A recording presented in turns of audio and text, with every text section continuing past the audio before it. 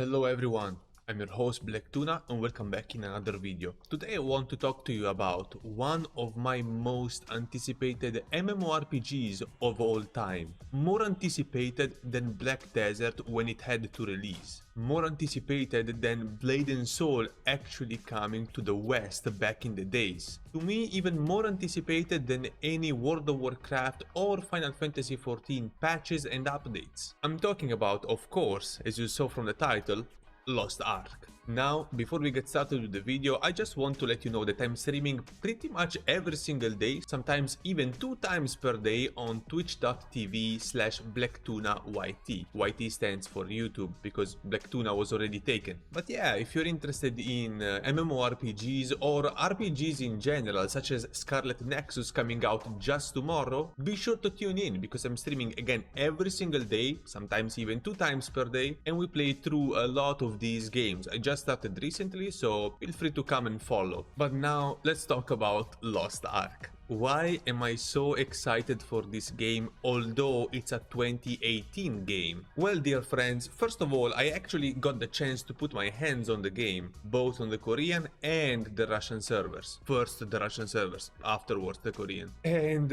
when you get to play Lost Ark, there is no other MMORPG that quite feels the same. The best compliment I can give to this game is if Diablo were on steroids, but of course with all the MMORPG mechanics of the case. Why?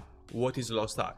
Lost Ark is an MMO action RPG with isometric point of view, meaning like Diablo or Path of Exile for that matter, where you can create your character choosing among a few classes, you can customize a little bit and then you can jump right into the game. Now, these few initial classes are not what you're sticking with, because every class is going to have some specializations once you enter in the game, and you are going to have access to these specializations pretty much immediately as soon as you complete the tutorial. So, you know, when you start the game, you start with a general version of the class that you chose, but then once you complete the tutorial, you gain access to different types of specializations. As an example, if you start the game by choosing the warrior class, once you complete the tutorial, you will have the option to choose between the berserker, the paladin, and the gun lancer. All of them with completely different abilities, completely different mechanics for the class, because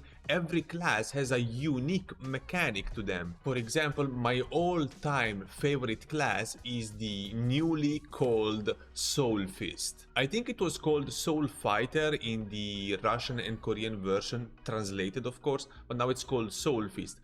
What's the mechanic of this character? Well, imagine if you were playing Dragon Ball Budokai Tenkaichi 3. Yeah, this is pretty much that character. You have all the Dragon Ball Z moves, and again, the core skill of this character is that you can pretty much turn Super Saiyan. Now, they don't call it Super Saiyan, but considering the class can use a Kamehameha wave, can use a Genki Dama sphere, it's pretty safe to call this Super Saiyan, and you can even boost yourself to different stages of the Super Saiyan, which is kind of amazing. Now, your hair doesn't turn blonde, no, but the concept is the same. Like, you boost your aura and you have different levels, and you do that, and then you do the Kamehameha wave, you do the Masenko, you do this Genki Dama sphere, and this is just one of these. Another one of my all-time favorite was the Arcanist. Now, the Arcanist I don't think is going to be available in the beginning of the European and North American version of the game, but the Arcanist is pretty much a fortune teller with tarot cards, and the cool thing about this is that you have your small deck of cards, and this is how your main game mechanic works. So depending on the 2 cards that you have in hand, you can have different power-ups, which is kinda cool, and it's a mechanic that is clearly unique to that class. Now, looking at the official European and North American version of the website, we can see that we are missing tons of classes that are otherwise available in other regions.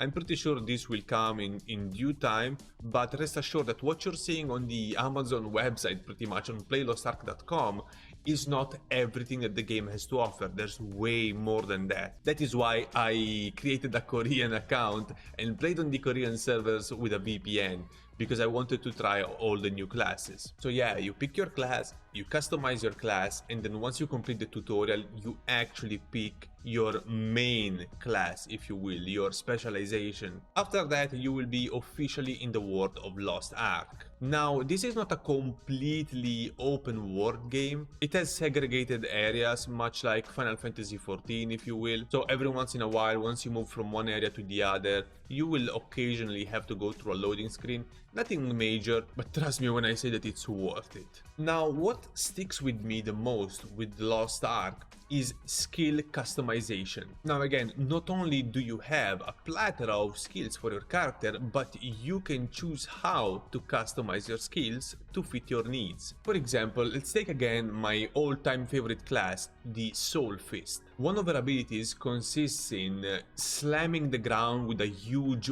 Buddha palm, energy palm, and this would crush enemy on the floor. Now imagine, maybe you already have some other skills that crush people on the floor and knock people down, so you want to add a little bit more variety in your build, in your skills. Thankfully, Lost Ark offers a good variety of customization for your skills that not only change the statistics of your skills, meaning the DPS, the cast time and so on, but also change how the skill works and the animations themselves. Again, imagine you have this Buddha palm coming from the sky. Now you can have a Buddha palm coming from the back and pushing enemies away instead of crushing them to the ground. Now, why is this important? Because crowd control is at the top of your priorities, especially if you're playing in PvP. Yes, there is PvP. We're gonna get to that later on. So if you have too many skills that knock down your enemies, maybe you will feel like all your skills do pretty much the same thing, and that's why you're allowed to change the skills pretty much as you want. So your Buddha palm now, instead of crushing enemies on the floor, it's gonna push them away from you so that you can use it maybe in a tight situation when you're surrounded, maybe an enemy is getting close, maybe you're playing PvP against someone else who uses a melee class and you don't want them to get close, so you can use that skill to push them away, because maybe you're focusing more on key blasts instead of melee fighting, and that's why you need your opponent to be far away from you as much as possible. And this is just one small example of what you are able to do in this game. Now, without doing any spoilers, literally every single skill in the game, for every single class in the game, has this type of customization. So you will never meet two people that use the same class with the exact same set of skills. Well, unless they are following a guide. But apart from that, I hope you understand the amount of variety that you can introduce in your build. And what's cool about this is that once you make a change to your ability, it's not set in stone. You can just pretty much open the menu again if you are unsatisfied with the change that you made and revert it or change it again to another one. So you are never stuck in a build per se, which is great, because maybe in PvE you want to use a specific type of build, maybe that focuses on damage, so you forget about crowd control, but then when you go in PvP you need all the crowd control that you can get, and this is why you can change your build whenever you want. Now, the combat system itself is a gem, pretty much. Not only it is one of the flashiest MMORPGs combat systems that you will ever see, period, on par with Black Desert, I would say. Maybe even flashier, like the animations are quite sick in this game, but it feels so damn good to play. The visual and audio feedback that you get from the skills really makes you feel like you're hitting the enemies hard. Plus, the fact that enemies explode in bits and pieces when you destroy them, oh my god, it makes it all worthwhile. Like you've been aggroed by 100 enemies and you blast them all with your Kamehameha wave, with your huge hammer, with your magic, and you see them all explode in bits and pieces. Not gonna lie, it's great, it feels great, it looks great. Now, if there is something to say about the combat system in the PvE setting, is that most of the basic enemies that you will find across the maps, meaning not in dungeons but outside in the world, are not that tough. So you're probably gonna feel like the world is a little bit too easy to go through, but keep in mind that the core characteristic of Lost Ark is not the strength of the enemies per se, at least in the open world. Wait, not talking about bosses in the open world, but the numbers. So yes, you can pretty much destroy anyone that stands in your way, but if you aggro too much, if too many enemies are surrounding you, you can get damaged quite a lot. So I think the strength is in numbers, at least in the open world PvE. Dungeons on the other hand, well, enemies get a lot tougher over there, especially if you go in higher level dungeons. Like even basic enemies are quite tough, and you're going to need a lot of firepower if you want to destroy them. And this is of course without even mentioning boss fights. Now from the very beginning, like from the tutorial until the very end of the game, you're going to be fighting bosses. Like bosses are an incredible thing in this game because not only they all look fantastic. Keep in mind, this is an Unreal Engine 3 game and it runs well and it looks gorgeous. Keep in mind.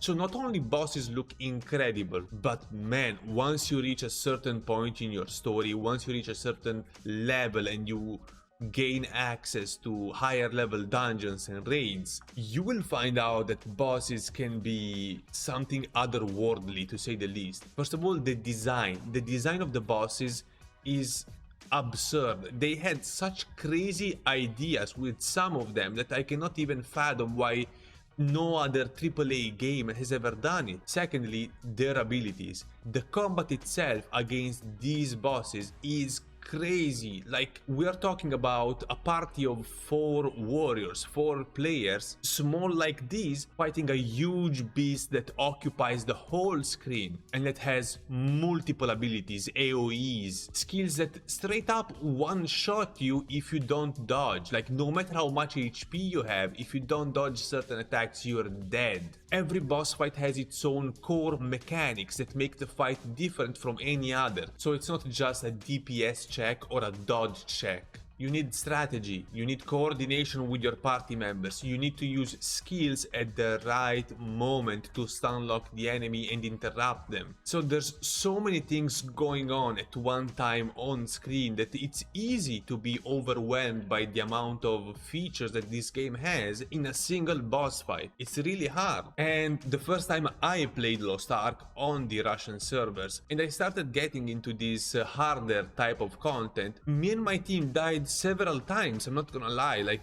we really didn't know what was going on, but in time, trying over and over again, we managed to understand certain game mechanics. We managed to understand how to dodge some attacks, because some attacks are not so easy to dodge as to look at the AoE circle and move away. Some attacks are really tough to dodge and you have to actually read the boss movements. And the game is packed, is straight up packed with dungeons, raids, bosses, pretty much all incredible content, visually appealing, always different from one another. Like there are dungeons with traps and whatnot that you have to dodge and avoid, dungeon with mechanics, so they are not just corridors that you go through to defeat enemies. Now immediately there are some of that kind, specifically in the early game.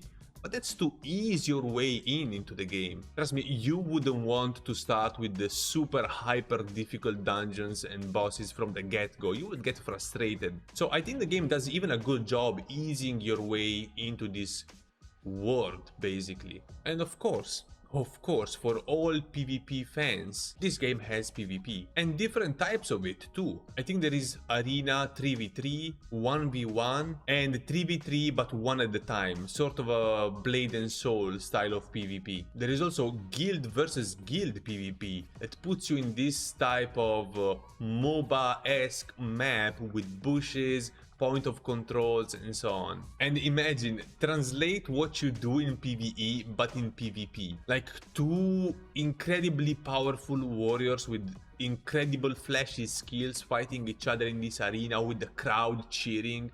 It's an incredible feeling and it's a visual spectacle. Period. And plus, if you're not interested in PvP or PvE raids and dungeons, there's tons of other secondary activities, mini games, sailing with your own boat, because yes, you can own a boat in this game and sail the sea and do activities in the sea. But I don't think you have a moment where you can get bored in Lost Ark. There is always something to do, whether you are a PvP enjoyer or a PvE fan or just a chill guy who wants to chill in the world and do some secondary activities. There is something for everyone. And this is what makes Lost Ark so appealing to me. And I know it's hard to describe in words, but considering I've played it, I remember the feel of the game. And trust me, even trying to remember how much fun I had playing the game, it puts a smile on my face. Now, is it the perfect MMO? Well, this is subjective. I cannot tell you if it is or if it isn't. To me, it's a damn solid MMO, and it's pretty much my most anticipated MMO of this year, period. Well, not that there is anything else coming out anytime soon, but yeah, you get me, right?